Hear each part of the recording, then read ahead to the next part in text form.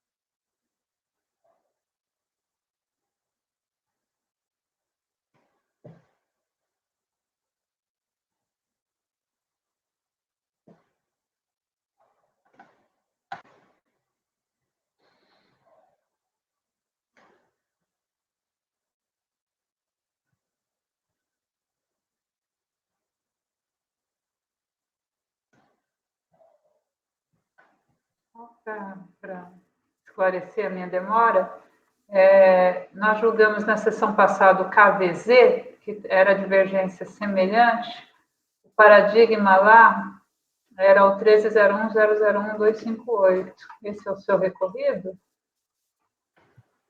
Não, não é. Na nossa vida, a gente se cruzando o tempo todo. Eu vi o KVZ, o KVZ, até a discussão do KVZ é parecida, sim, mas é outra. No KVZ eu não conheci. O 826 estava citado também, o 1402-826 também mas estava no citado. mérito. E aí eu tenho que resgatar essa informação toda. No seu KVZ, dentro do KVZ, o 826 estava no final, como base final, assim, de discussão meritória, né? Não de conhecimento, não estava como paradigma de conhecimento.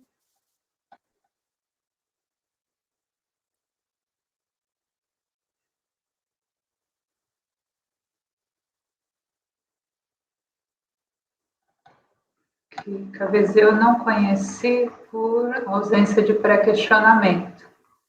O contribuinte suscitou a questão da atividade de factoring, mas não sob a ótica da divergência que ela quis estabelecer.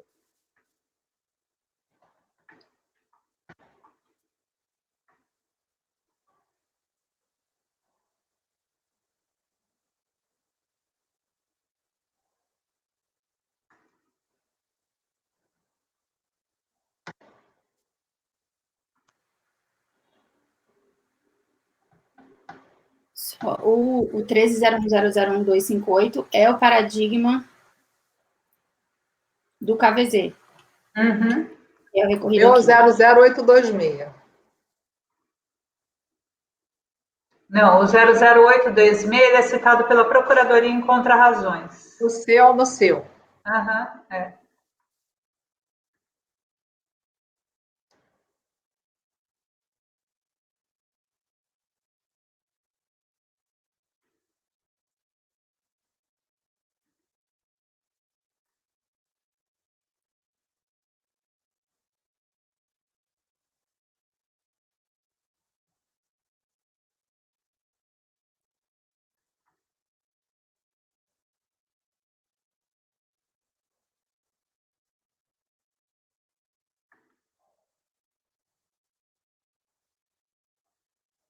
E Matazinho quer falar. Pode falar, Matazinho.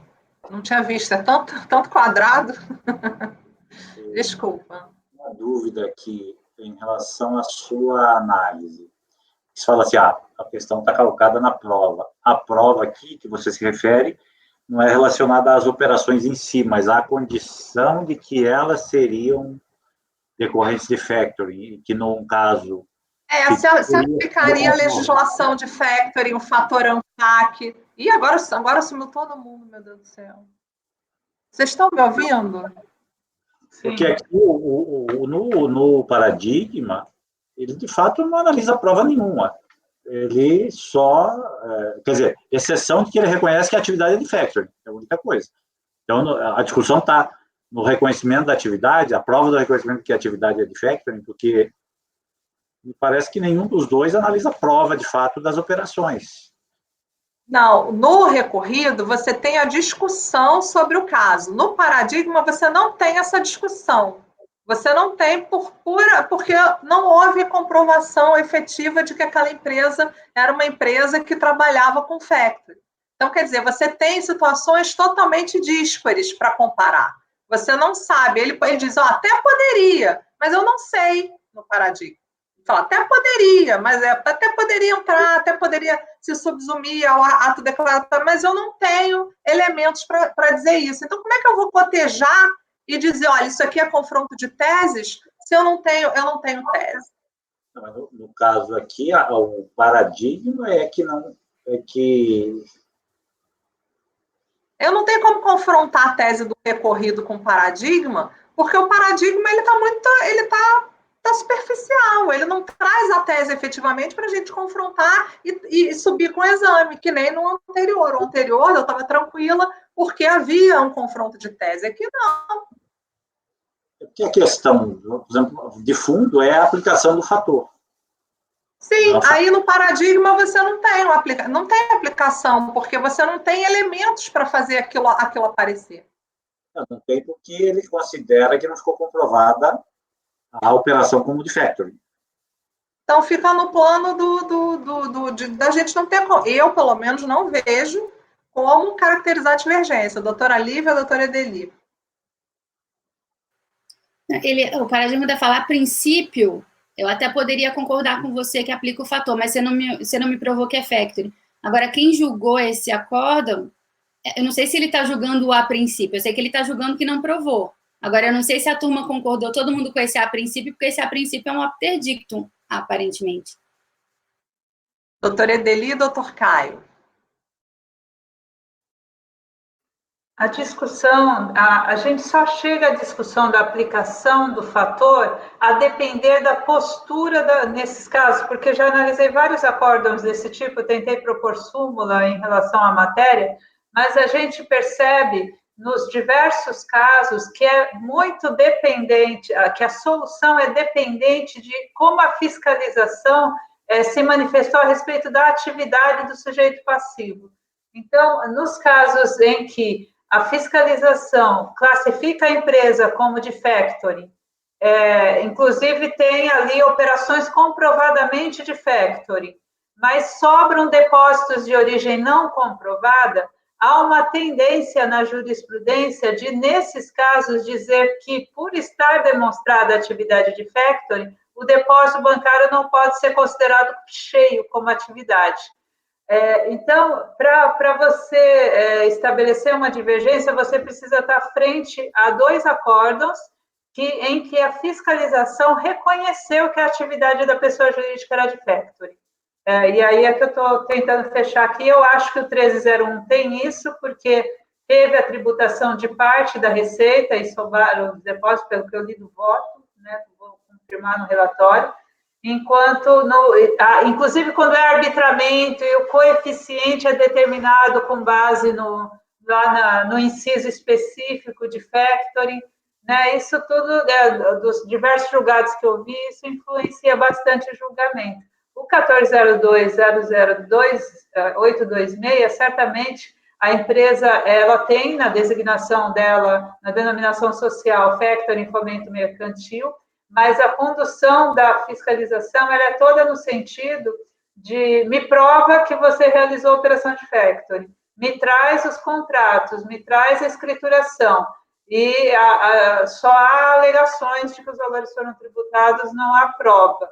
Então, a presunção recai sobre a totalidade dos depósitos.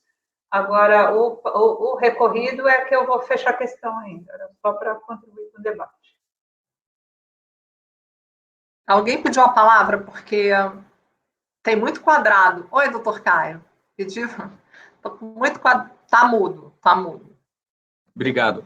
Eu ia concordar com a Lívia, que eu acho que não fica claro se está nas razões determinantes essa premissa prévia da questão da operação. Então, não dá para realmente estabelecer se existe ou não a jurisprudencial. Eu entendo pelo não conhecimento aqui.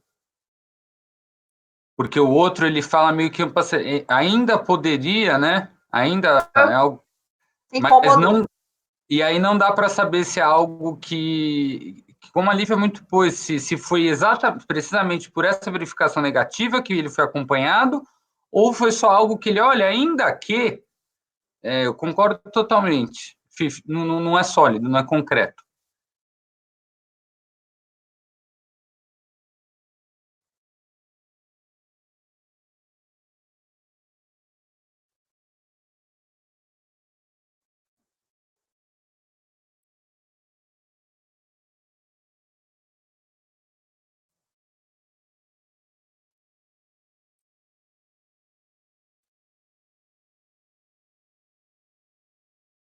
Pode falar, Edenise, doutora Edenise. Confirmando, né, no relatório do recorrido, a fiscalização vai intimando o contribuinte e existem depósitos de origem comprovada correspondentes à liquidação de cobrança, que também foram levados em conta pelo autuante após aplicar a eles o percentual mínimo de 3,5%.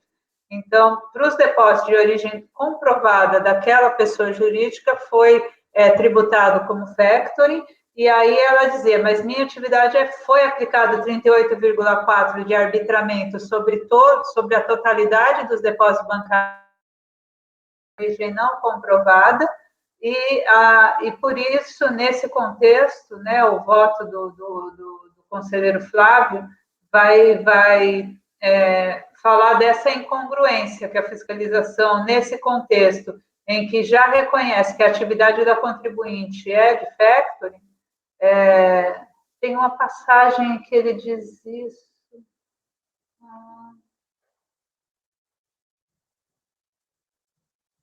É porque o conselheiro Valmir, quando reproduz o voto do conselheiro Flávio, não reproduz na íntegra. Se eu não me engano, no KVZ eu reproduzi o voto do Flávio na íntegra.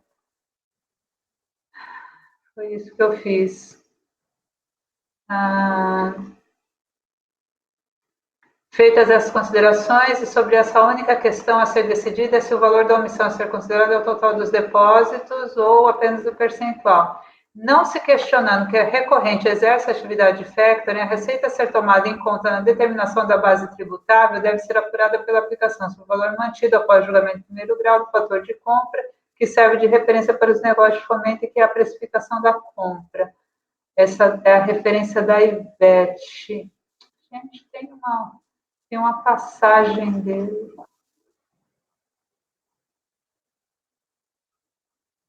Acho que está na parte de mérito que eu não apresentei no KVZ porque deu não conhecimento. Exatamente. Então, 2000 está no mérito.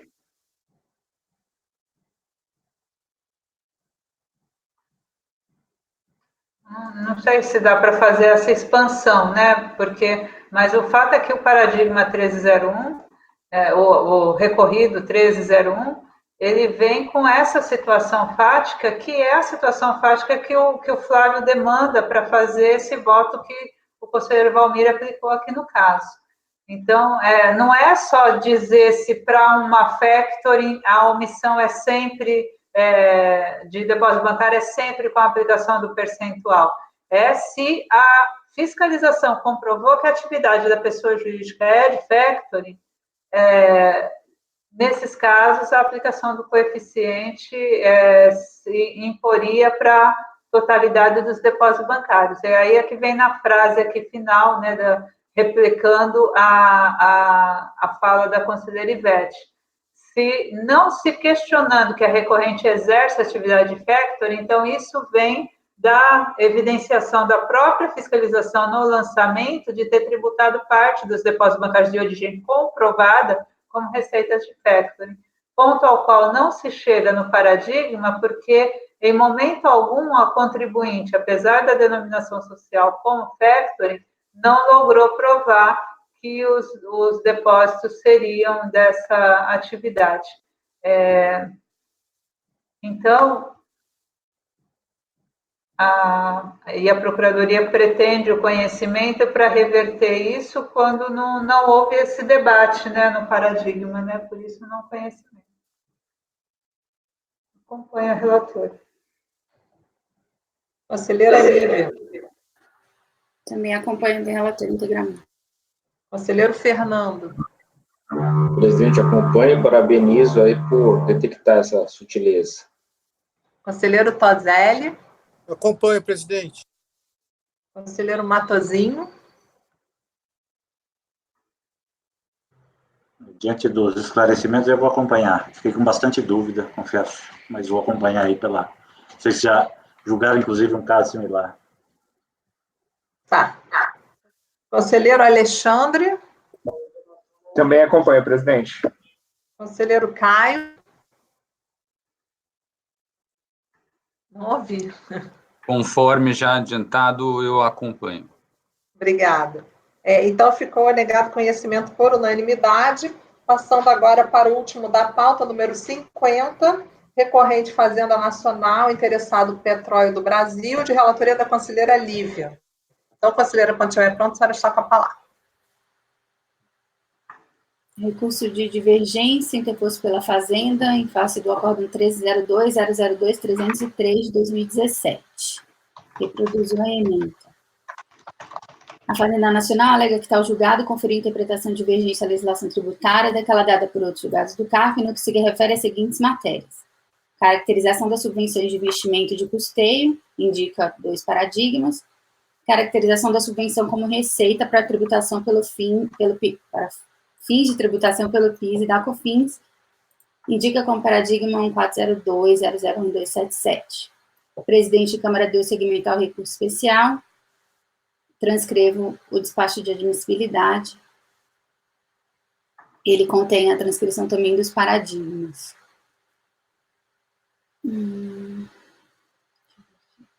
O sujeito passivo apresenta contrarrazões em que contesta a admissibilidade do recurso, aduzindo que os julgados apontados como paradigma foram todos proferidos há vários anos com entendimentos já superados, bem como que não teria havido demonstração de divergências, que nenhum deles trataria de incentivo fiscal em questão concedido pelo Estado de Pernambuco. Ele fala, esses outros são Bahia, enfim, não é o Estado de Pernambuco, então não se aplica aqui. O questionamento dele é esse. O breve relatório, presidente, eu analiso a admissibilidade um pouco mais aprofundada, por isso que eu não leio o despacho de admissibilidade. Eu vou para o voto, então. Eu entendo que a recorrente logrou êxito em comprovar o dissenso. Observo que não assiste razão sujeito passivo quando ele contesta a admissibilidade com base em o fato de que os julgados já seriam superados. Isso não é um impedimento pelo RICARF, né? Também não impede a admissibilidade o fato dos paradigmas tratarem de incentivos concedidos por outros estados, que não especificamente Pernambuco. Entendo que tal circunstância apenas será óbvio se casos, paradigmas ou recorrido tenham se baseado em características específicas da legislação estadual, que é o que a gente vai analisar. Analisando o voto vencedor do recorrido, verifico que esse não está baseado em características específicas do benefício concedido pelo Estado de Pernambuco, antes tratando da questão de forma abrangente aplicável a quaisquer incentivos semelhantes. Transcrevo aqui trecho. Ele fala, para a caracterização da subvenção, é irrelevante a análise da destinação dada aos fundos. A verificação do escopo do investidor deve ser feita de maneira abstrata, desvinculada do emprego prático dos importes subvencionados. Então, o voto é bem abrangente.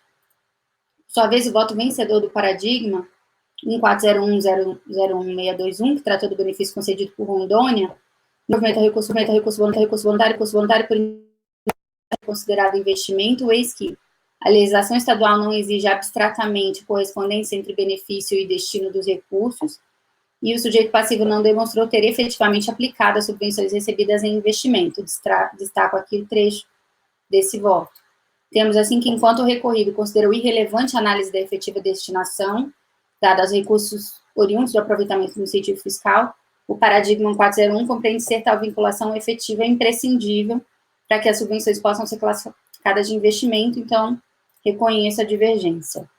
Quanto ao outro paradigma, que é 9101011239, o argumento aposto pelo sujeito passivo em suas contrarrazões sequer tem razão de ser, eis que tal precedente tratou sim do incentivo fiscal de Pernambuco. Então, menos ainda. No mais, considerando que o sujeito passivo não contesta de forma específica nenhum outro fundamento para admissibilidade, nessa primeira matéria, adoto as razões do presidente de Câmara para conhecer. Quanto à matéria do PIS e COFINS, observo que, muito embora o lançamento, no caso dos autos, tenha sido efetuado no regime cumulativo, mediante a adição de receitas ao lucro presumido e lançamentos reflexos, o voto condutor do recorrido acaba por abordar em suas razões a não incidência de tais contribuições, tanto quando cobrada sob a égide da 9718, então, o regime cumulativo, tanto sob o regime da não cumulatividade. Já o paradigma, indicado para essa questão, tratou de lançamento de PIS e COFINS no regime cumulativo, lucro real. Eita, não cumulativo, né? Espera. Quando menciona o conceito de receita da 9718, para além de tal parte dever ser tratada como ad argumentando, tal decisão está baseada em contexto anterior à declaração de inconstitucionalidade do parágrafo 1º do artigo 3º da Lei 9718, promovido pelo STF. Isso implica dizer que, quanto à segunda matéria, PIS e COFINS, o recurso especial não pode ser conhecido, seja por tratar de contexto jurídico diverso, lançamento efetuado sobre outra base legal, seja em razão de os trechos do paradigma na parte que eventualmente poderiam aproveitar a recorrente, não serem suas razões de decidir, além de estar em confronto com a decisão definitiva do STF de organização de repercussão geral. Então, eu conheço parcialmente do recurso especial apenas com relação à primeira matéria, que é o reflexo do IR e da CS.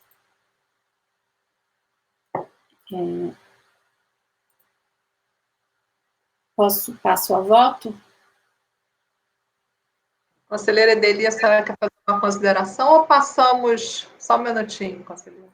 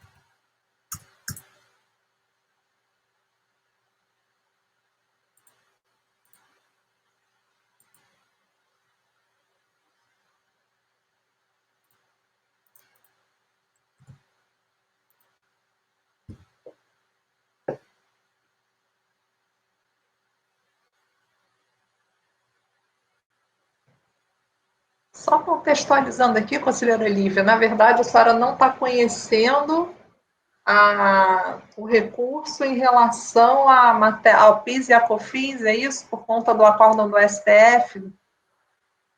Também. Porque ele... que o acórdão do paradigma,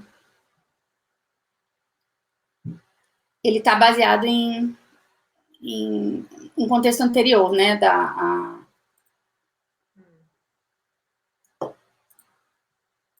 declaração de inconstitucionalidade. Eu só estou revendo porque eu falo regime cumulativo lucro real, isso para mim está dando um bug aqui, porque lucro real seria não cumulativo. Então, eu só estou confirmando essa afirmação que eu faço de que ele tratou de regime cumulativo lucro real. A gente teve uma discussão semelhante no processo, acho que em janeiro, mas era crédito presumido de IPI e tinha esse acordo, se não me engano, até teve uma discussão por que a terceira turma da Câmara Superior estava com esse acórdão do Supremo.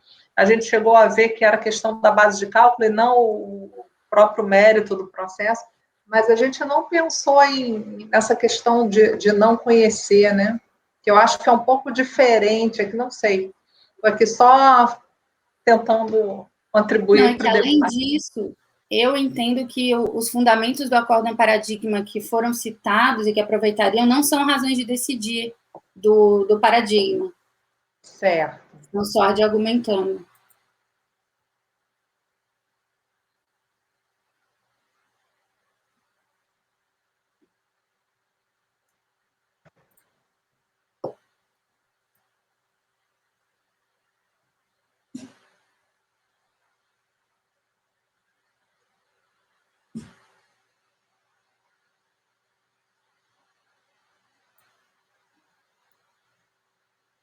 É regime não cumulativo, desculpa. O paradigma, ele trata de regime não cumulativo. E o caso dos autos é lançamento no lucro presumido. Então, só por isso... Aí é verdade que o paradigma, ele trata do conceito de receita anual da 9718. Mas como a matéria em discussão ali não é 9718, porque ele está tratando de contribuinte no regime não cumulativo, eu tendo a tratar como ad argumentando o que ele está falando, porque ele não está julgando aquilo. O recorrido, ele afasta a incidência de PIS e COFINS por entender que é recuperação de custos e despesas. Não chega a entrar... Ele desqualifica esse valor como receita por entender que isso é uma recuperação de despesa. Então, ele menciona as leis aqui, da incidência não cumulativa, não sei se todos, período 2011, o autuado, então, ele é lucro real. O autuado é presumido. E o autuado é presumido? O recorrido é presumido? Deixa eu ver onde eu acho isso.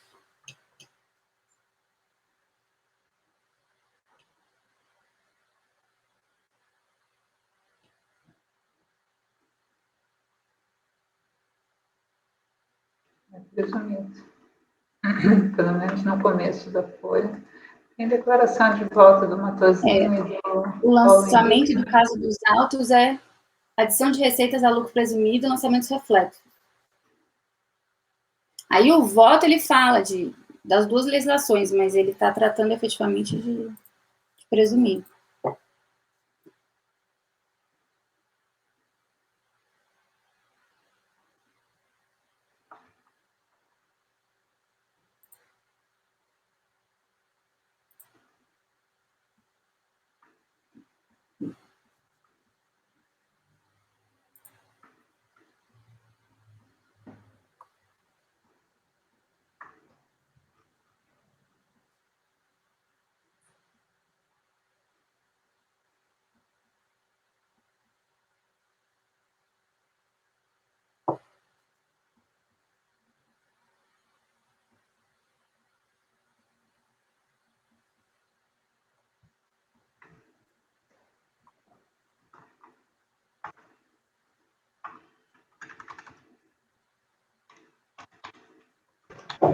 Presidente?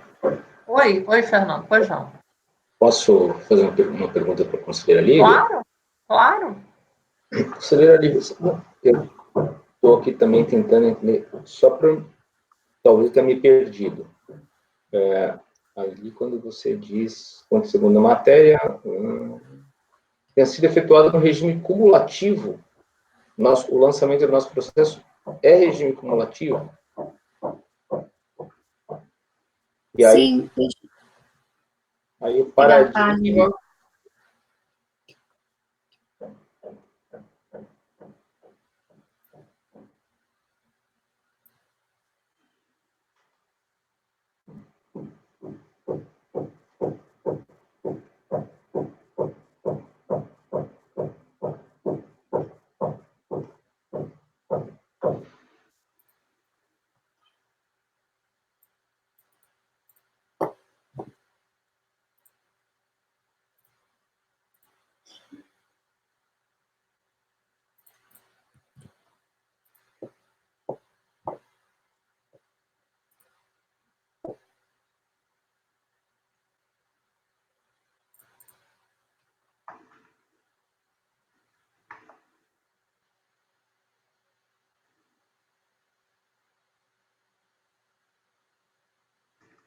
Ó, o recurso aqui é da Fazenda e o recorrido deu provimento parcial ao recurso para cancelar a infração relativa à adição de demais receitas ao lucro presumido.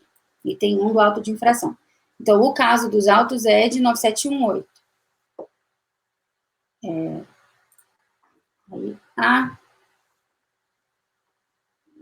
O paradigma está tratando de não cumulatividade.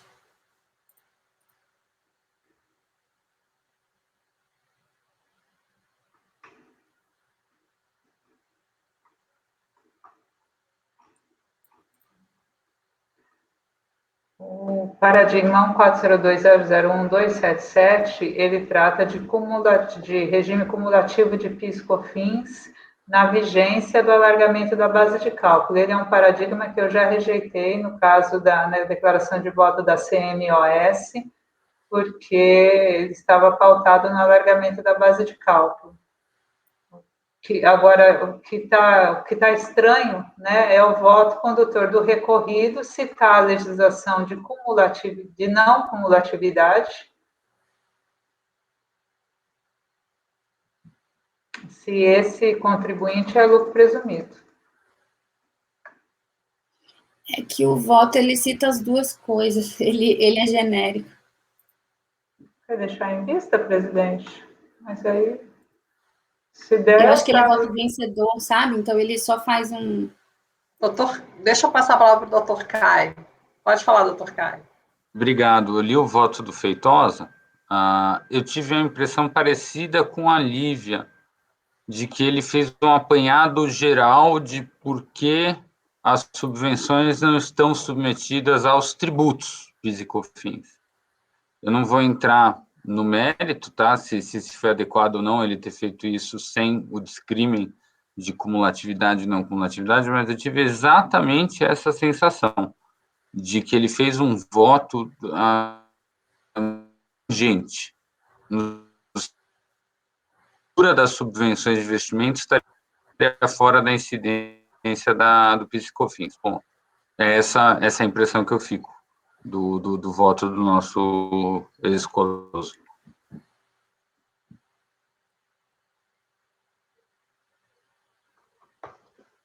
Presidente. Oi, Fernando. Ele também quer falar. Pois não.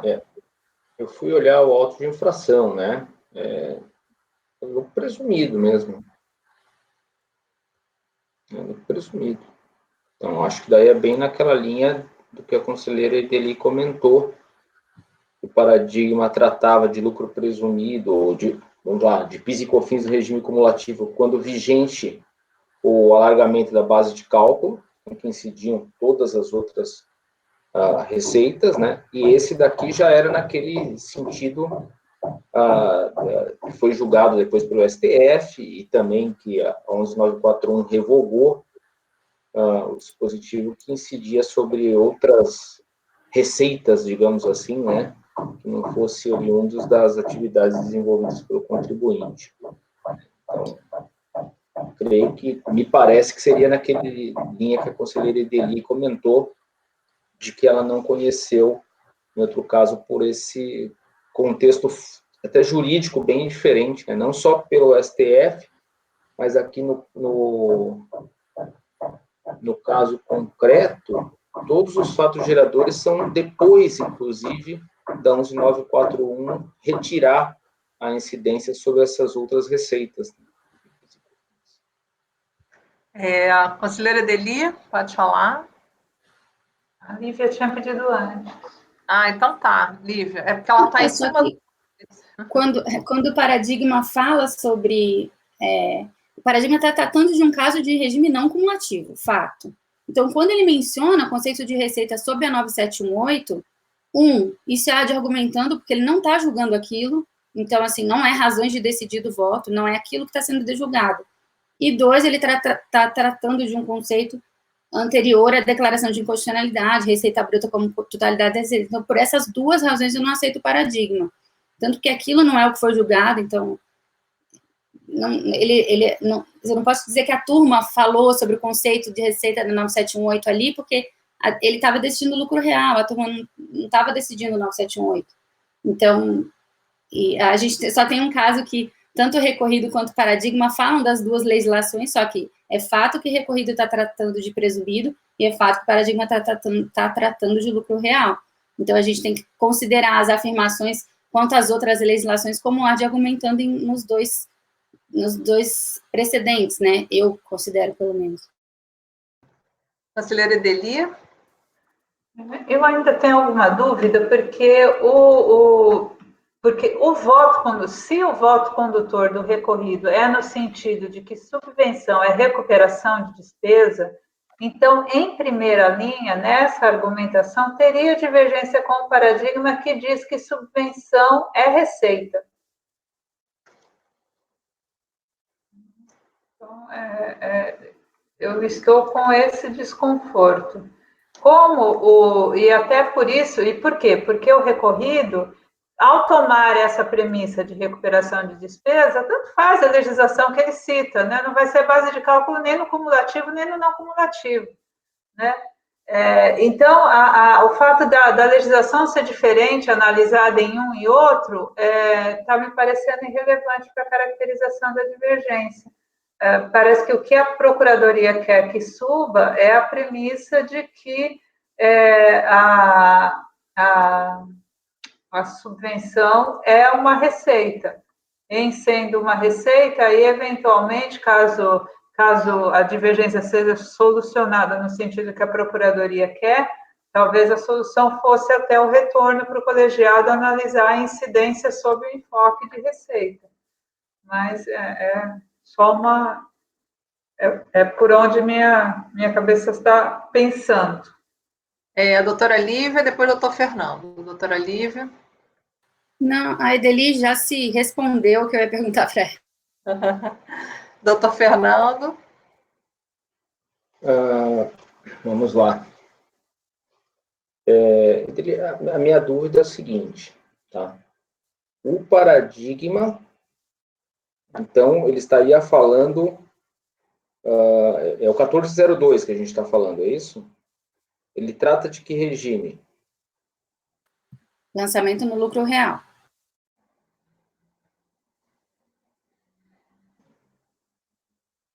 Mas aí é complicado, porque eu aplicar... é impossível... Você viu isso com certeza, Lívia? É que é impossível eu aplicar esse paradigma, porque a interpretação dele para o caso concreto, no meu entender, né, ele viola o decidido pelo STF, naquele recurso que alarga a base de cálculo do PIS e da COFINS para o regime cumulativo. E aí ele incidiria lá no parágrafo 12(2), né? Porque se você quiser dar aquela interpretação que está no paradigma, diga do que for, para você pegar receitas que escapam do conceito de faturamento, né, para aplicar no lucro presumido, como é que a gente faria? Né? Só se você der uma interpretação que viole o decidido pelo STF naquele RE que acabou com a incidência do PIS e COFINS sobre rubricas que não sejam faturamento, vamos dizer assim, né, no regime cumulativo. Conselheira Lívia. Só pela pergunta, no 1402, quando ele está descrevendo o TVF, ele fala, o contribuinte declarou na DIPJ 2007, ficha 12A, cálculo do imposto de renda sobre o lucro real, PJ em geral, linha 10, isenção e redução. Então, é certeza que ele foi lucro real ali. Edeli. Só antes de passar a palavra dele, só uma dúvida aqui, já que de repente já engata. Para mim, o que a Fazenda está trazendo como divergência é o conceito de subvenção. Né? Então, assim, o que ela quer que a gente discuta é o que é subvenção para investimento, o que é subvenção de custeio. Né? Como é que essa subvenção como receita vai acontecer no reflexo do PIS e da COFINS? É isso que a Procuradoria quer. Isso que a gente tem, forma de censo, né? Só estou passando para ele. Pode falar, conselheiro dele. Em outras palavras, o que talvez você esteja vendo mesmo que eu, que existe em parte a divergência suscitada, minimamente em parte a divergência suscitada pela PFN quanto à conceituação de subvenção como receita ou como recuperação de despesa. Para o paradigma, é irrelevante a sistemática de tributação, porque o paradigma está antes da criação da não cumulatividade. Né? Então, ele trabalha ali como ele está também, ele está ainda na época do alargamento da base de cálculo, é possível que ele esteja trabalhando antes Poderia confirmar isso. É como eu enxerguei. Ele está em 2007, já está com o alargamento, já está com a... Né? Eu enxergo a discussão como o que é subvenção, né? Independente do regime. O que é subvenção de investimento? O que é custeio? O que é subvenção de custeio? Como é que o colegiado da Câmara Superior vai definir? Né? Para mim, é essa situação. Alguém? Lívia Fernando, não sei. Não, só, qual a utilidade de discutir se é receita ou recuperação de despesas sob a égide da nova 9718 interpretada pelo STF, se em ambos os casos isso não seria receita tributável pelo Piscofins? Conselheiro Fernando. Presidente, é exatamente isso que eu ia comentar. Né? Ele é impróprio para reformar o nosso processo, porque o nosso processo já depois, os fatos geradores são depois da 11941. Então, esse conceito, se ele poderia ser classificado como outras receitas ou não, né, ele é irrelevante para o nosso caso, porque nos fatos geradores, aqui do nosso processo em 2011, só entra o faturamento na base de cálculo aí do regime cumulativo. Então, ele não é apto para reformar, né, sobre o aspecto não só do RE, do STF, mas como da própria lei vigente, com a redação vigente na época dos fatos geradores, que já não existia a previsão, porque o que fez na 11941 foi revogar o dispositivo. Então, não existia base legal para se incluir essas outras receitas no PIS e COFINS, independentemente do que a gente discute do STF. Mas se a gente levar em consideração que o STF decidiu, aí fica pior, porque aí ele não permite nem que a gente... não serviria nem como paradigma, pelo menos para esse caso concreto que a gente está tratando aqui de regime cumulativo. Mas será que isso que você está falando não é mérito? Essa é a minha dúvida. Bater o martelo sobre determinadas situações que a gente pode discutir. É isso que eu falo. Primeiro, o conhecimento é formação de divergência. Se a gente tem um acórdão do STF que fala do alargamento da base de cálculo, será que a gente pode fazer essa construção? Né? Essa é a minha dúvida. Só isso. Pode falar dele. Desculpa, Fernando. Só para... que eu acho que é interessante. Eu acho que a gente teve um julgamento aqui que, se eu não me engano, a presidente Adriana também participou. Eu, inclusive, votei com ela, fui vencida. Exatamente. E a gente tinha uma discussão se o crédito, não sei se acho que era o crédito de IPI, se enquadrava nesse conceito de faturamento, vamos dizer assim. Né? Perfeito. E a gente Como eu falei que eu não tinha modulação de efeito, ainda não tinha, e eu mantive e ela me acompanhou. E a gente ficou preocupado só, num primeiro momento, se isso não afrontaria, né, o regimento. Aí foi feito... naquele caso, por isso que eu vou fazer o paralelo com o daqui. Para quem entende que aquilo ali tem possibilidade de ser conceituado como faturamento, aí é mérito. Para quem entende... porque eu estou vinculada àquele processo. Eu estou lembrando da discussão que teve, que eu me filiei, né? Fiquei vencida para a Adriana, mas me filiei àquela situação. Edeli, pode falar. Eu acho que toda a confusão vem do voto vencedor dizer da 10637 e da 10833. porque o recurso especial da Procuradoria, ele vai ser construído todo em cima da ampla base de cálculo da 10.637 e da 10.833. Então, e aí eu fico pensando se o pau que bate em Chico bate em Francisco, porque a gente tem admitido, eu admiti nessa reunião também um outro caso, em que nós decidimos, nós analisamos a divergência a partir do que consta no voto condutor, ainda que a situação fática do processo fosse outra. Né, para fins, no meu caso de agravamento da penalidade, no caso de qualificação da penalidade da Lívia. Né? Então, a Procuradoria apresenta um voto, um recurso estruturado no sentido de demonstrar que PIS e COFINS integram a base de cálculo na 10.637 e 10.833, nos regimes da 10.637 e 10.833, que são os fundamentos que estão referidos ali no acórdão recorrido, e que são fundamentos, são incidências afastadas sob a premissa de se tratar de recuperação de despesa e não de receita. Se o paradigma diz que isso é receita, né, então parece que a premissa que afasta a incidência na 10.637 e 10.833 estaria reformada, o que permitiria à Procuradoria fazer a construção que ela faz, ainda que apresentando um paradigma que seja 9718. Conselheira Lívia. Mas aí eu vou considerar que quando o voto vencedor fala da 10.637, da 10.833, essa parte é a de argumentando, porque não se aplica a caso dos autos.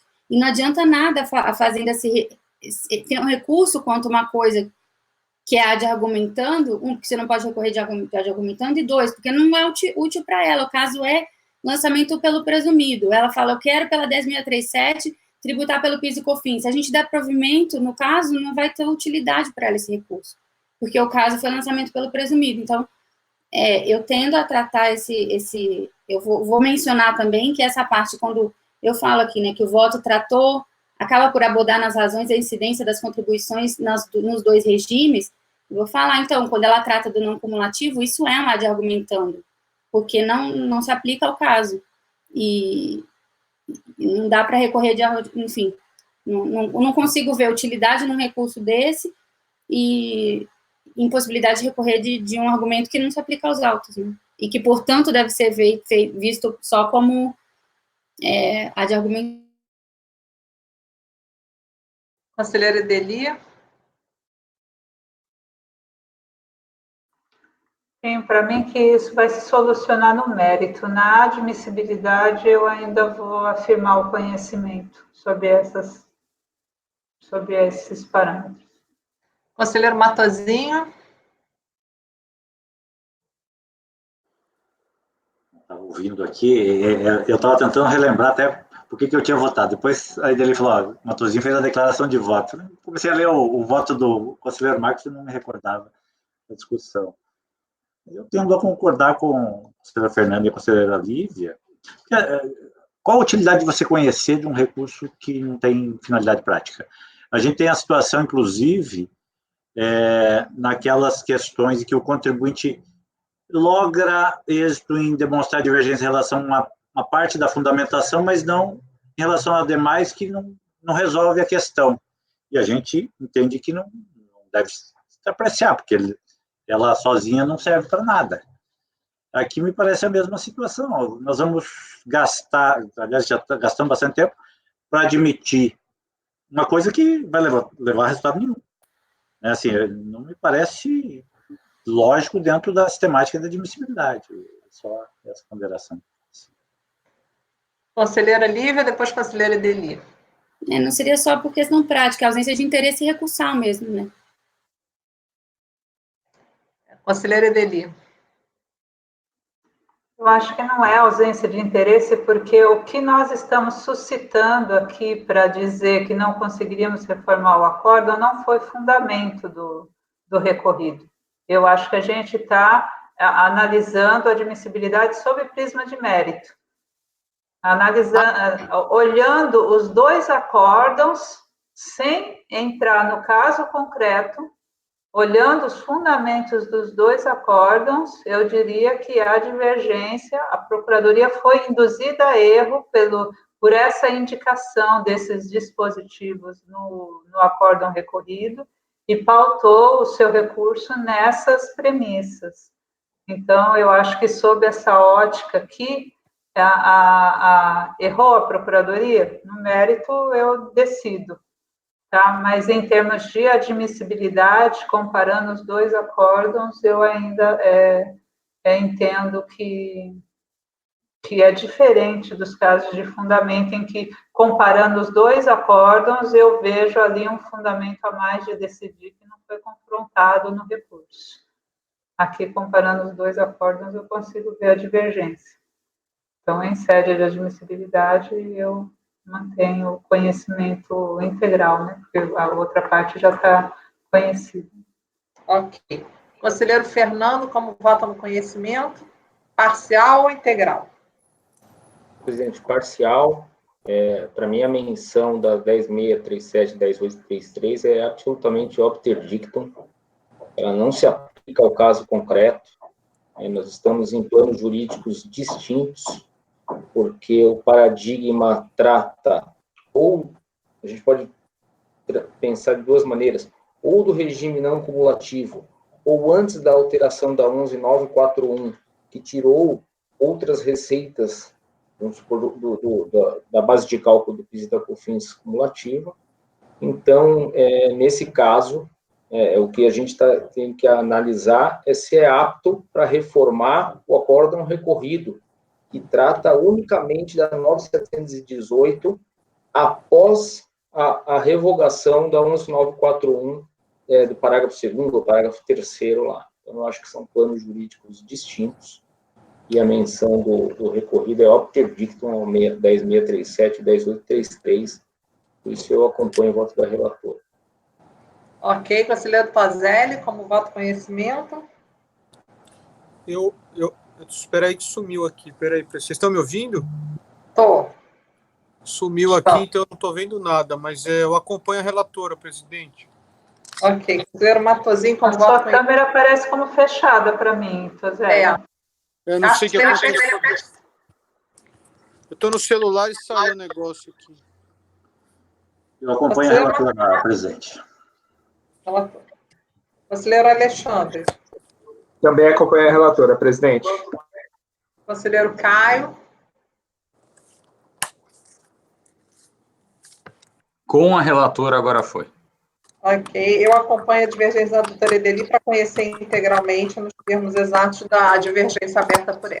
Então, por maioria, conhecido parcialmente o recurso, vencidas André e Edeli, que conheceu integralmente. Desculpa, Edeli e André.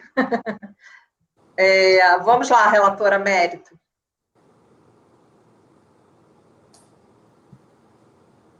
Mérito. Espero que a questão seja mais fácil.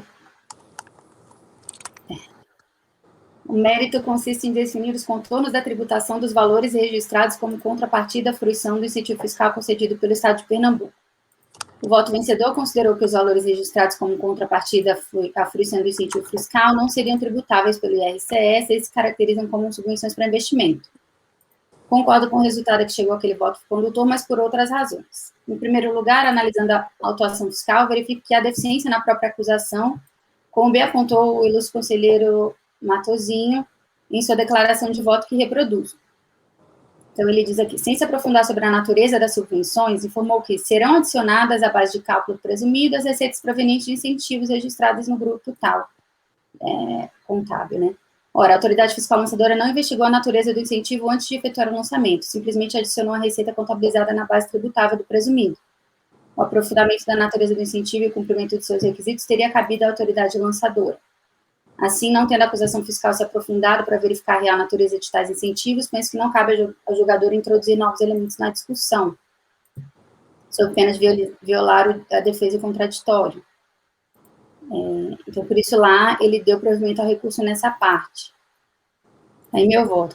Como se percebe, a acusação fiscal não se aprofundou para verificar a real natureza dos incentivos fiscais cuja tributação pretendeu questionar, atuando como se houvesse uma presunção legal de que receitas provenientes de incentivos fiscais devam ser adicionadas à base de cálculo do presumido. Ocorre que não existe a presunção legal, de maneira que caberia à autoridade lançadora indicar os motivos pelos quais ela entendeu que, no caso, tais valores não mereceriam ter o tratamento tributário conferido pelo sujeito passivo. Em síntese, a atuação fiscal incumbente é deficiente, não tendo a fiscalização se desincumbido do ônus de motivar o questionamento efetuado, merecendo assim ser cancelado. Observo que, ainda como observou a declaração de voto aposta ao acórdão recorrido pelo conselheiro Matuzinho, a decisão da DRJ entendeu que, em princípio, a legislação do Estado de Pernambuco revelaria a intenção do subvencionador de aplicação dos recursos em investimentos.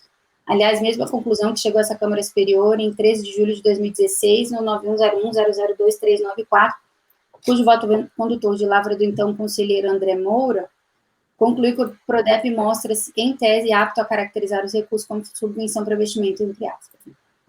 É dizer, no caso dos autos, a DRJ decidiu de forma contrária ao sujeito passivo, exclusivamente ante a sua conclusão de que este não teria comprovado a efetiva aplicação dos recursos, argumento que acabou por inovar a discussão nos presentes autos, e que já por isso é de ser plenamente refutado, como já procedeu essa Câmara Superior em outras oportunidades. Então, tem um acórdão, esse CARF, desculpa, tem um acórdão 1301, que ele fala, ao invés de aprofundar a investigação sobre a atuação de subvencionada, a fiscalização preferiu desqualificar a natureza do incentivo apenas com base na sua configuração legal, e não existe dúvida contra a intenção da lei estadual promotora dos incentivos sob análise no sentido de implantação e expansão dos empreendimentos. Portanto, o requisito da intenção do subvencionador foi cumprido. Faltou verificar o requisito da ação do subordinado, mas isso não foi devidamente investigado, nem se configurou como objeto da acusação fiscal. Então, eu observo, esse é o típico exemplo de caso em que uma acusação fiscal deficiente resulta em um processo administrativo viciado, dando ensejo a decisões que, no ânimo de salvar a atuação, acabam por inovar na argumentação, em franco cerceamento ao direito de defesa do sujeito passivo.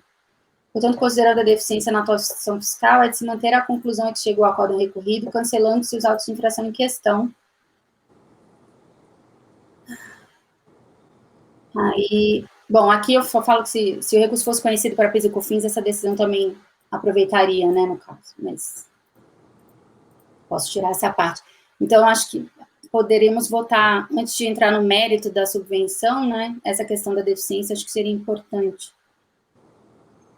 Que a outra questão já é mais debatida. Não, eu prefiro que a senhora leia o mérito todo, que aí eu é melhor, porque a gente já vota tudo junto, já não é mérito, essa parte? Já não faz, para não dar confusão, né, para a gente ver tudo conjunto. Aí os conselheiros vão separando. Tá bom. Se assim preferirem. É que o meu, considerando a eventualidade, então, que é uma preliminar de nulidade, né? Por isso que nulidade da autuação fiscal.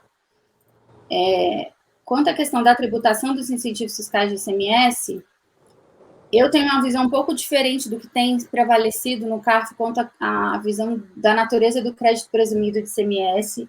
Eu acredito que isso nem é subvenção, e que quando se lê o parecer normativo, ele é lido de uma forma equivocada.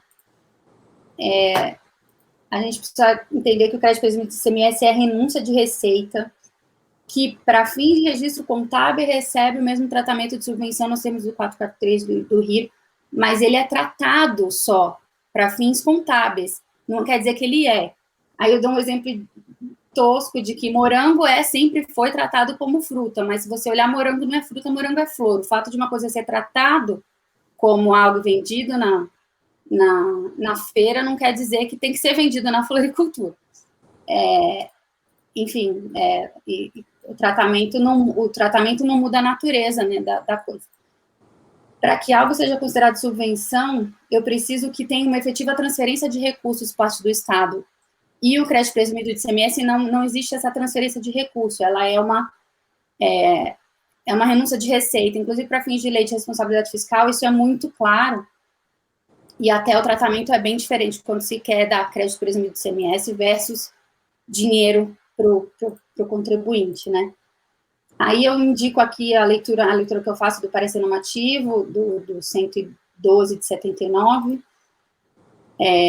indico aqui como ele é lido errado, mas acho que não vou conseguir convencer ninguém agora com a leitura do voto, ainda mais tendo uma preliminar dessa que eu entendo que já seria suficiente. Deixo aqui o voto, que já tem apresentado declaração de voto nesse sentido todas as vezes que essa matéria é tratada, para tentar dar essa nova leitura.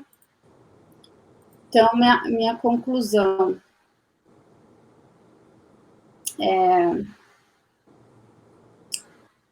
o fato do artigo 443 ter dado o mesmo tratamento tributário e ter denominado como subvenção para investimento tanto subvenções em sentido estrito, isso é, quando o Estado dá dinheiro para as pessoas, quanto recursos que não são tecnicamente subvenções, as renúncias de receitas aí incluídas, crédito prejuízo do ICMS, no caso, não faz com que esses últimos, apenas por tal razão, quer dizer, ser vendido na feira, passe a ter natureza de subvenção. Por tal motivo, no caso de isenções e redução de tributos, o tratamento tributário previsto no 443 é aplicável independentemente do preenchimento das condições do parecer 112. Eis que essas condições de aplicação efetiva e tal só são aplicáveis para transferência de recursos por parte do poder público, / despesa pública. Então, eu não posso exigir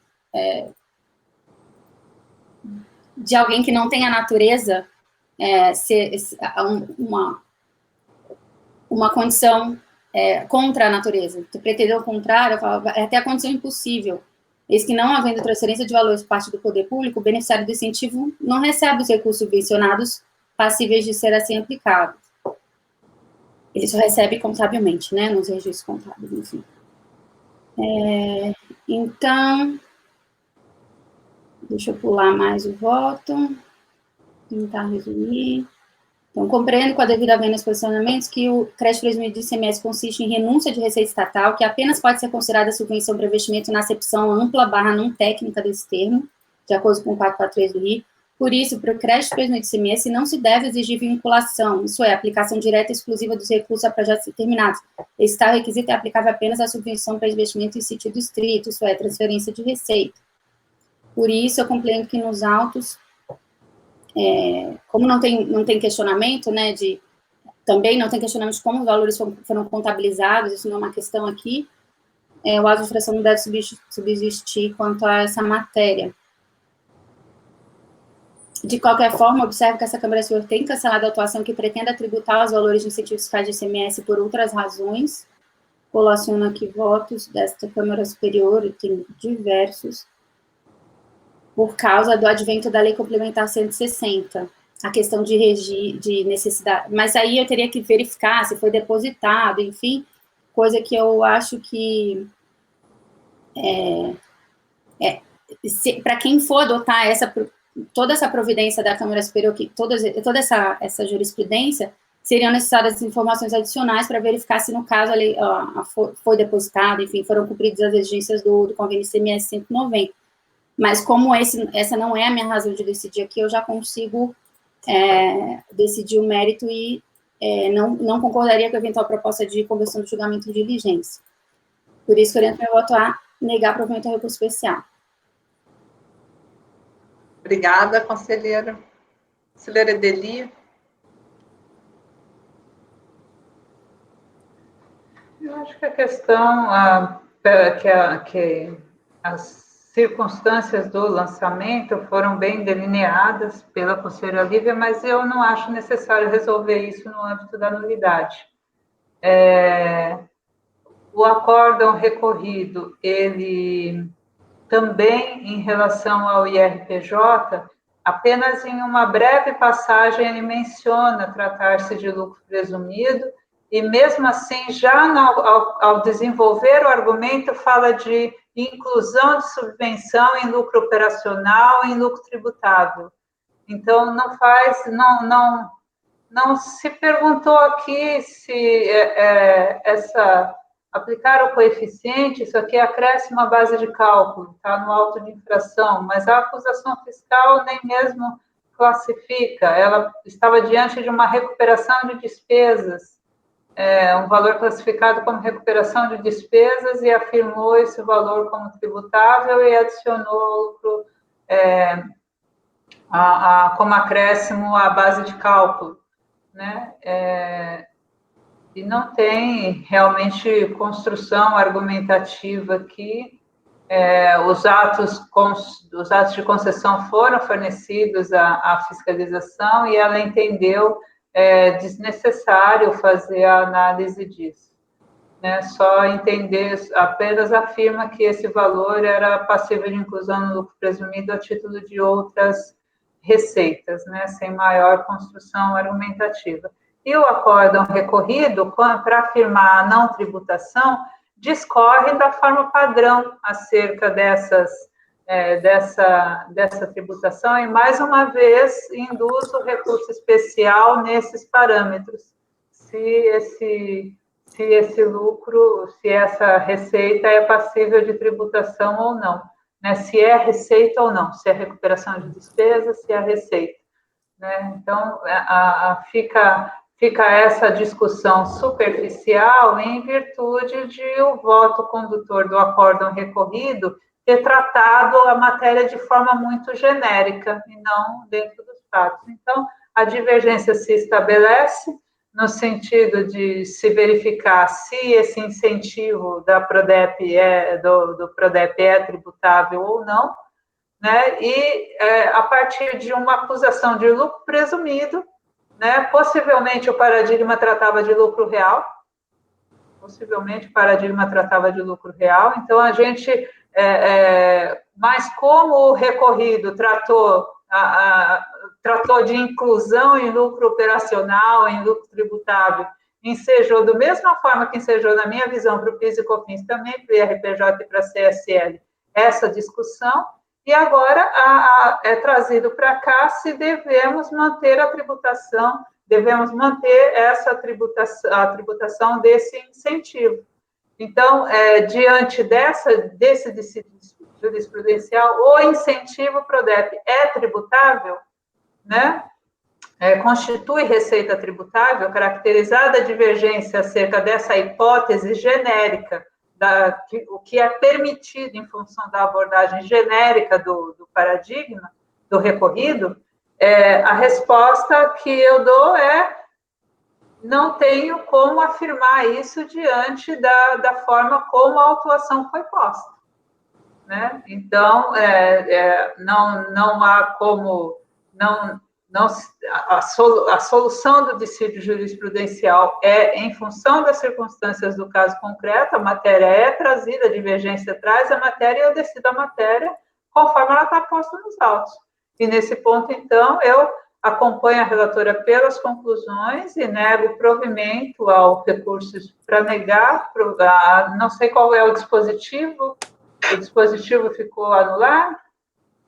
Desculpa. Porque, então, eu divirjo para negar provimento ao recurso especial ou para rejeitar a preliminar de nulidade. Eu falei nulidade na minha fala, mas no meu voto eu não falo em momento nenhum em nulidade, não. Falo cancelamento do auto de infração. Eu só estou na dúvida se isso cabe a gente nesse momento, entendeu? Eu tô com um pouco eu estou aqui pensando, né? Só assim para acrescentar nos debates, eu não estou antecipando nada, mas assim, eu tô querendo saber, porque já tive uma ocasião em que eu tratei de ofício, né? E depois eu vi que não era para tratar de ofício determinadas situações, né? Então, assim, só a dúvida mesmo para poder, assim, direcionar como é que eu vou proceder, né? Porque eu estou enxergando aqui que a gente está numa questão de mérito. Quer dizer, apesar de, num primeiro momento, a senhora cancelar os autos de infração, é isso que eu não tô conseguindo concatenar, né? Porque a gente está aqui analisando um recurso fazendário, né? A gente, né, subiu parcialmente uma divergência, então a gente analisa uma divergência. Agora, depois a gente vai analisar o auto de infração e vai cancelar, isso que eu não estou entendendo muito bem essa construção. Eu estou com dúvida com relação a isso. Como é que a gente faz? Porque como é que a gente votaria um cancelamento no auto se a gente está analisando uma divergência, né? E se essa divergência, em parte, ela subiu para a gente analisar. Então, a gente, realmente, para mim, não consigo configurar aqui uma direção. Relatora, depois conselheiro Caio. Só que subindo a matéria, eu vou analisar a divergência, mas primeiro, sempre, eu olho o TVF. Tá bom, subiu a matéria, ok. Aí eu vou olhar, tá bom, qual foi a atuação fiscal, qual foi a decisão, se eu concordo ou não com a decisão barra paradigma, se eu tenho uma outra razão. Né? A gente nega ou dá provimento, ou dá parcela. Isso. Agora, cancelar os autos, o auto de infração, a gente tem essa possibilidade aqui? Essa é a minha pergunta. Tá, desculpa, talvez o endereçamento eu só negaria provimento porque eu considero que o auto é nulo. Entendi, tá. E eu falo de nulidade da autuação fiscal aqui na minha observação, mas, de novo, a parte em vermelho eu posso excluir toda essa questão de contabilização, de subvenção, enfim, eu excluo se for conclusões do colegiado só em cima, só deixando já claro que eu já deixei até em vermelho por isso. Então, eu só coloco, considerando a deficiência na autuação fiscal, é de se manter a conclusão a que chegou a acórdão recorrido, que cancelou os autos de infração, entendeu? Não estou falando que eu estou cancelando, eu estou mantendo a conclusão do auto que cancelou. E no dispositivo da decisão eu nego o provimento ao recurso. Perfeito. Conselheiro Caio, depois conselheiro Deli, só para... Não, eu só gostaria de esclarecer que, do meu ponto de vista, nada está acontecendo o funcionamento recursal normal. Já havia sido cancelado, né, pelo voto vencedor. Está mantendo o recorrido, só para entender, para funcionar direito. Ainda que na jurisdição da opção, do livre convencimento motivado da Lívia, ela entenda que o vício caminhe para uma anulação ou não, esse é o motivo para ela negar provimento para o recurso, né? Mas eu acho que não tem nenhum problema e não tem nenhum palavrão em falar em nulidade. Eu só preciso orientar o meu discernimento, minha livre motivação também. Tinha uma frase que parecia que eu estava cancelando. Eu já tirei não estou cancelando, estou mantendo.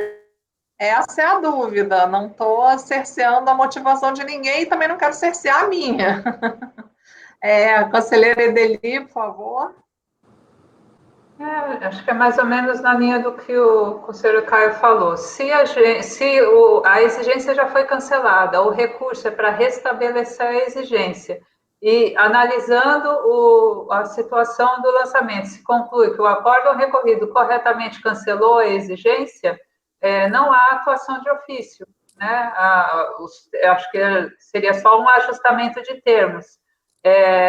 Cancelamento de ofício teria se, ao contrário, se concluísse que, a partir do dissídio jurisprudencial, a exigência deveria ser mantida e, por uma circunstância ou outra que está fora do litígio, se fosse dito, olha, mas apesar de ter razão, do lançamento dever ser restabelecido por essa motivação, eu visualizo aqui uma outra circunstância e, por isso, cancelo o lançamento. Aí eu acho que teria atuação de ofício, mas aqui é da essência saber, o que está posto é se essa subvenção é registrada, se esse crédito presumido de ICMS registrado pelo contribuinte representa subvenção para custeio e se ela é tributável, né? Diante, ok, esse incentivo é considerado subvenção de investimento conforme o paradigma, mas nesse caso concreto, diante da acusação, né, nós não temos o aprofundamento necessário aqui, a construção para que o contribuinte tivesse se defendido, e o voto vencedor afirma isso como recuperação de despesa, declaração de voto do recorrido enfatiza a superficialidade da acusação fiscal, né? E eu acompanho a relatora pelas conclusões, porque também entendo que não temos como agregar motivação nesse momento para dizer se esse valor se essa subvenção é ou não tributável no âmbito do presumido, e a acusação fiscal não permite que se diga isso. Perfeito. Doutor Fernando, como vota?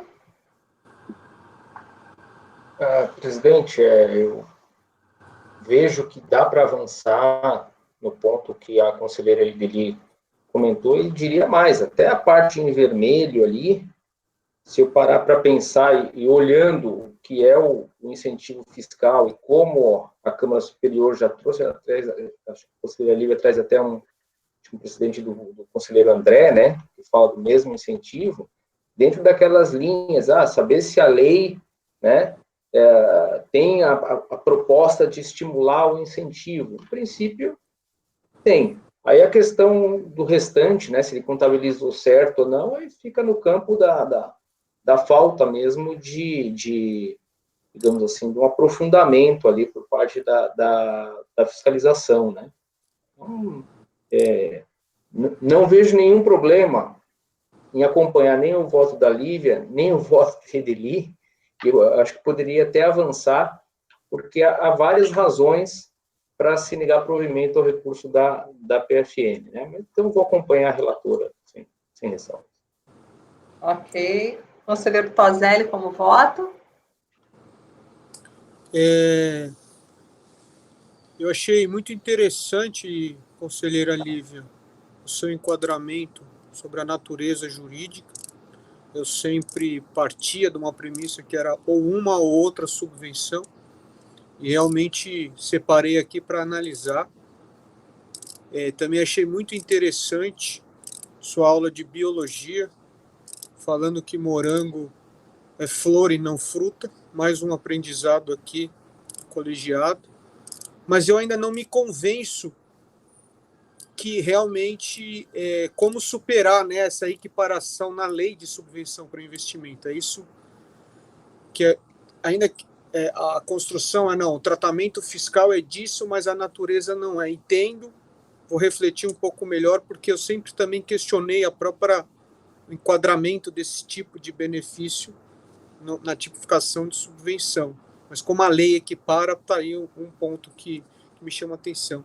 E aí, o ponto que eu entendi aqui, na verdade, é que, quanto ao enquadramento da subvenção de investimento, seria até necessária, superado as outras questões, ver se houve o cumprimento dos requisitos da lei complementar, o que não foi feito. Então, eu não me sinto confortável para, se não tivesse esse problema do vício da motivação, já aplicar esses precedentes no caso concreto. Afinal, não houve a comprovação daqueles requisitos lá formais do benefício, pelo que eu entendi. Afinal, a lei complementar veio já no momento em que o processo já estava em andamento. Talvez o próprio contribuinte não trouxe de ofício e nem lhe foi dada a oportunidade. Mas, para mim, realmente, a questão é o vermelhinho todo seu aqui, apesar de ser super interessante, que eu li inteiro, ele já para lá em cima mesmo no vício da motivação, como muito bem já o doutor Matosinho já havia levantado esse problema lá na origem. E realmente não é uma nulidade de ofício, isso aí é um vício na própria enquadramento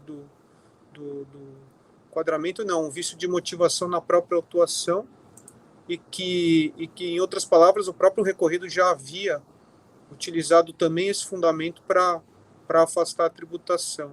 Então, eu acompanho pelas conclusões, porque não me sinto confortável ainda pelo seu segundo argumento, só pelo primeiro. Então, a conclusão é nesse sentido, presidente. Ok. Conselheiro Matosinho, como vota? Presidente, eu vou acompanhar a relatora. Na primeira parte do seu voto, para mim, é o que resolve essa questão. Está muito bem fundamentado na minha declaração de voto. Brincando, não, a Lívia elaborou, e eu acho que não tem como prosseguir. Eu acho que esse é um obstáculo intransponível para se analisar o mérito da discussão sem fazer como a DRJ, procurar outros elementos para ficar tentando discutir a real natureza dessa subvenção. Então, eu acompanho a relatora pela primeira parte do voto. Conselheiro Alexandre, mas aí a gente vai ter que ver, porque aí eu não sei como é que ficou a votação dos demais, porque a doutora dele negou provimento pelas conclusões. Aí eu também depois concordo na primeira parte. A primeira parte. Então, uma parte só para seguir, doutor Fernando também. Só para poder entender como é que eu vou. Não, Fernando não. Eu acompanho a relatora. Acompanho a relatora, mas se ela quiser incorporar, eu acompanho, porque eu acho que seriam questões adicionais.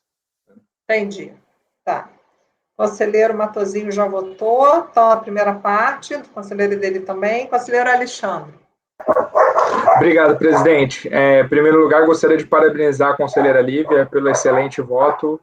Trouxe algumas questões que também me deixaram aqui com a pulga atrás da orelha, que eu vou refletir bastante, mas eu acompanho ela integralmente. Ok. Conselheiro Caio, como vota? Eu também acompanho a Lívia e o Matosinho por tabela em relação ao primeiro argumento, né?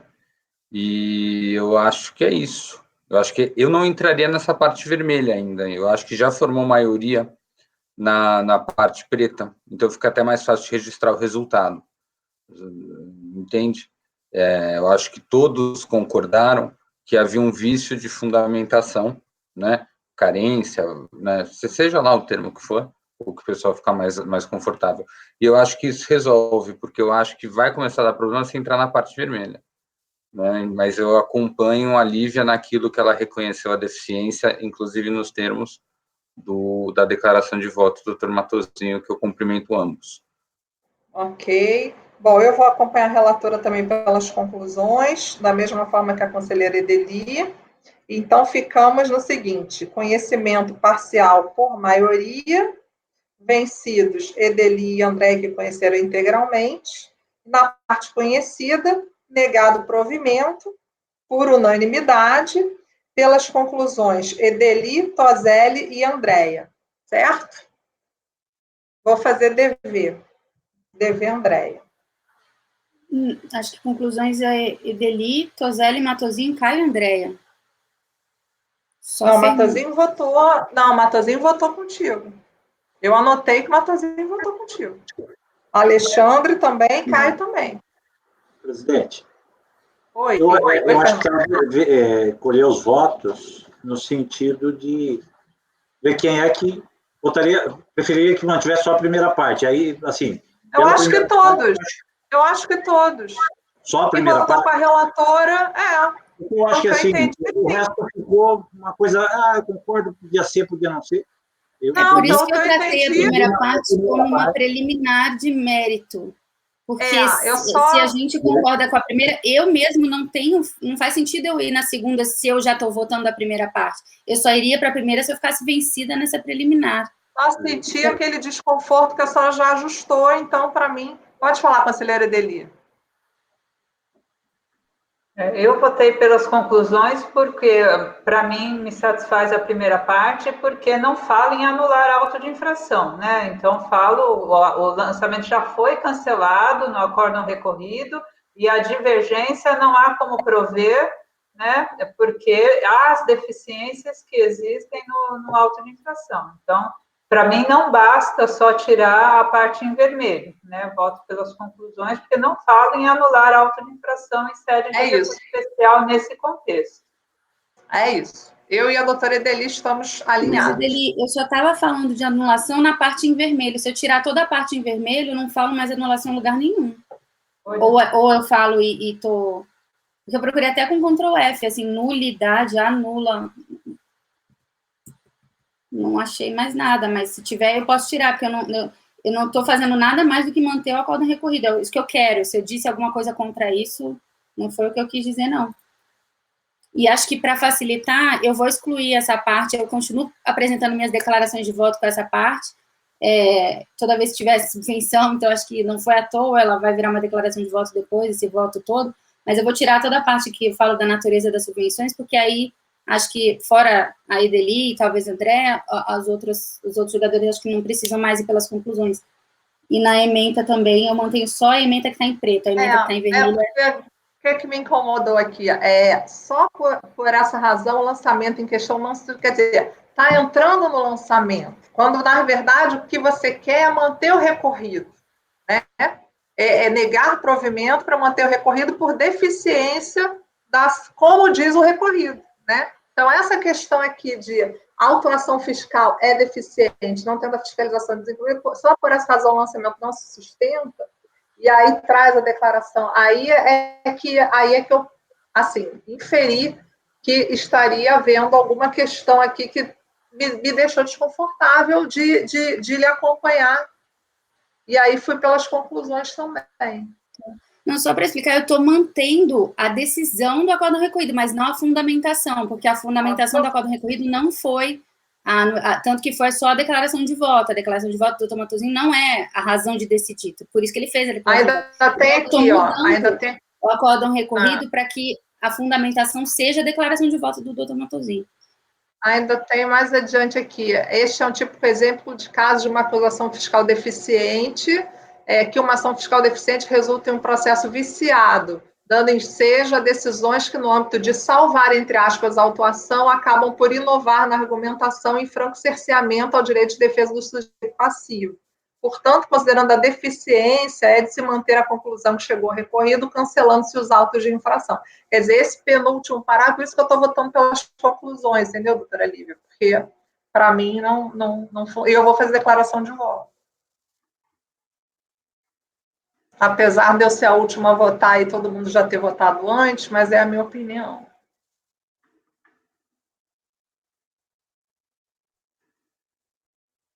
Pode falar, conselheira Deli.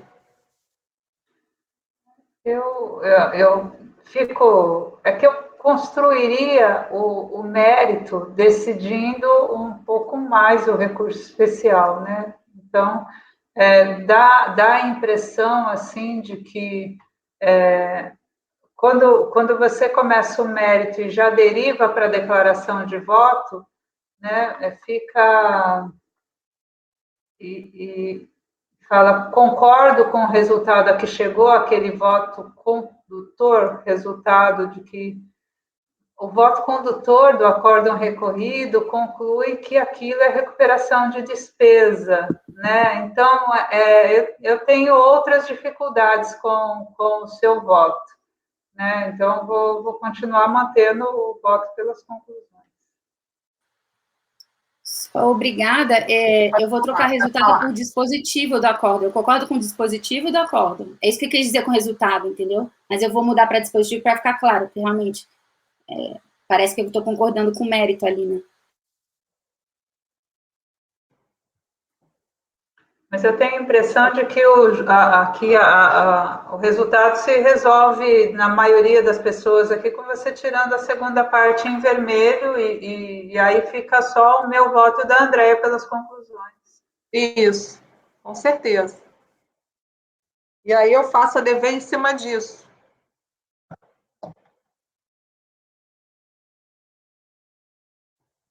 Certo? Então, vamos fazer o seguinte. Se você quiser, eu faço a dever, Andréia. Então tá. Eu tô aceitando.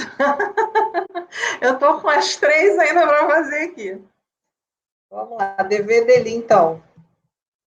Então, gente, foi conhecido parcialmente por maioria, vencidas Andréia Deli, que conheceram integralmente, no mérito, negar provimento por unanimidade pelas conclusões Andréia Deli, DV e Deli. Certo? Eu já aproveito e coloco na DV também a questão do conhecimento. Joia. Bom, conselheiros, isso aí, você pode terminar a gravação um instantinho?